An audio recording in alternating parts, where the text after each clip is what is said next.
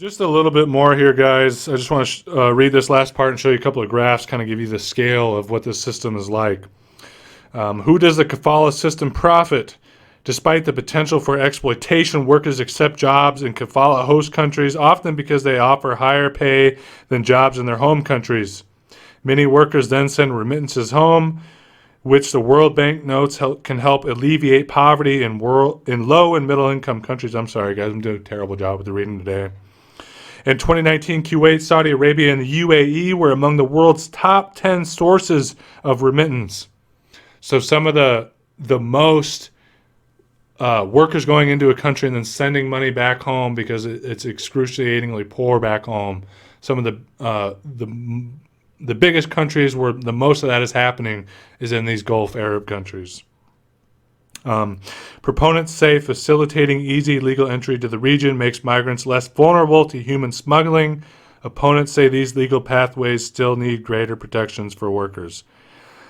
I mean, I guess, but this is something I want to talk about too here before we end the video. It's legalized slavery. It's really not that much different than, I guess the conditions have to be by the very nature of it, somewhat better than human trafficking, because just the nature of that being, unreported, being in the black market, being in the criminal underworld. I mean, you could be shot in the head, and what's in that scenario? I mean, but still, it's marginally better. But I want to have a discussion about this. This whole thing here says jobs in kafala host countries they take these jobs because often they offer higher wages and pay than the jobs in their home countries, and then they send the money home. This is a great example of what's called brain drain. Now, many of you have probably heard of brain drain before, but what is brain drain? This is a byproduct of the capitalist, imperialist, capitalist, neocolonialist structure that we have today, where the northern countries are developed and have become developed post-industrial societies because of all the exploitation of labor, both physical and mental, right? We all live in information age, highly industrialized, developed societies because of all the wealth that was stolen through slavery, through genocide, through illegal taxation in the colonies, war. I mean, you know how all this works. All this wealth that we have built these grand, hyper-industrialized tech societies on, the seed capital for it was human slavery and exploitation from developing countries, where countries like, say, India or countries like Congo have had trillions upon trillions of dollars of their labor value and their natural resources stolen. I mean, in the case of India, where the fuck do you think all those gems came from in the Queen's goddamn crown and in her casket and in her scepter, right? Where do you think that all came from? It came from India. It came from Africa. It sure as fuck didn't come from the little foothills of fucking northern England, did it? No, they didn't go and dredge it up out of the bottom of some loch in Ireland or Scotland. No, it came from the developing world. It was stolen, right? So that's one example of exploitation that we know of that has built capitalism. But another example is this brain drain where, when you go to the doctor or you call a tech guy, a lot of times it seems like they're foreigners from another country. Your doctor's Chinese, your doctor or pharmacist is African, your tech guy is Indian.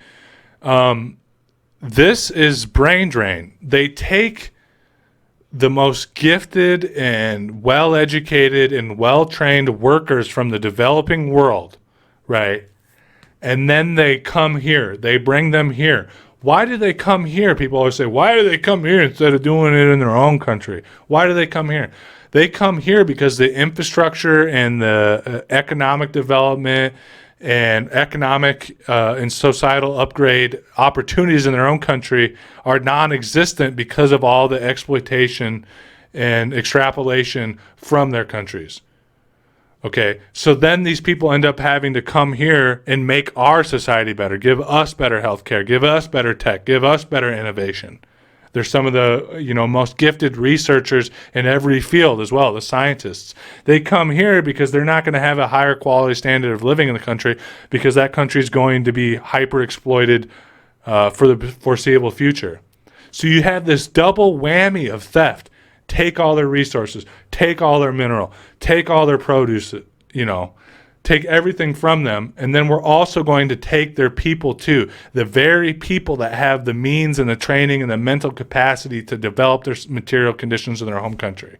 So you have this double whammy where these neo-colonies, this developing world, has no way out. Take all their goods, take all their services, take all their minerals. We're going to take their people too. And you can say, oh, well, they make a choice to come here instead of developing their own countries. It's not much of a choice when, as a doctor, you're going to live in a shack because there's no infrastructure. Or as a doctor, you're not going to have a good job at a good hospital with good equipment because there's no foreign investment. And all the resources are sucked out of the country instead of going to build these things than you are if you come to the U.S. And they'll be glad to give you a visa, because here in this country, we don't want to actually educate our people. Right? We don't want to educate our people. We don't want to pay for the education here. So they'll take them from these countries that may give them some semblance of education, of training. Oh, you guys have paid for all that. We'll take them now. So that's another example of exploitation. It's called brain drain. And this kafala system amounts to that as well. This is another way in which neocolonialism, imperialism works. It doesn't just take the resources and the minerals and the produce from those countries, and it doesn't just make it so that they purposefully stay underdeveloped. It also takes the human capital as well. And this kafala system is a great example of that. The migration system, the visa green card system here in the U.S. is another example of that as well. And we'll pause.